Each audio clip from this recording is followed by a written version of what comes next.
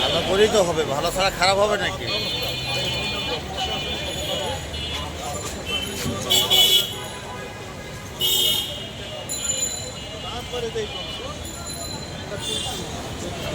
তোমারটা ভালো করে নেই নাকি? ঠিক আছে।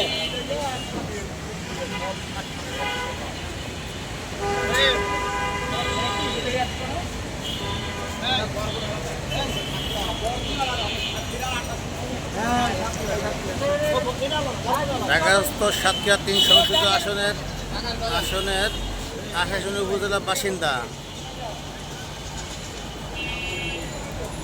আমরা আশাশুনি আসন আলাদা চাই, স্বতন্ত্র চাই। সে উপলক্ষে আশাশুনিবাসীর